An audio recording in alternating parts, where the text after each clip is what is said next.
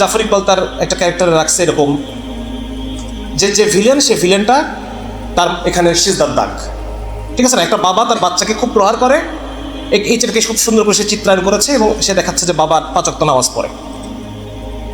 তার মানে এই নামাজের প্রতি অটোমেটিক্যালি যখন আমি দেখবো যে খলনায়ক চরিত্রটা মানে ইসলামকে পালন করে, সুতরাং পাঠকের মনে সাবলিমিনালি যে মেসেজটা যাচ্ছে যে আসলে মুসলমান যারা প্র্যাকটিসিং মুসলমান তাদের মধ্যে কোনো না কোনো খারাপই আছে।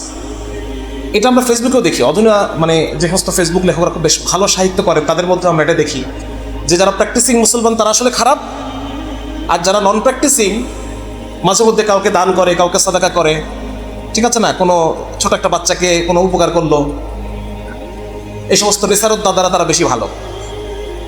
আমরা এগুলো দেখতে পাই, তাই না? যে প্র্যাকটিসিংরা খুব খারাপ, প্র্যাকটিসিংদের মধ্যে বহু ধরনের হিপোক্রেসি আছে, কিন্তু যারা নন প্র্যাকটিসিং এরাই আল্লাহর কাছে কবুল হয়ে যাবে, এরকম একটা ভাইব তৈরি করা হয়। এটাও এক ধরনের ইসলাম বিদ্বেষ।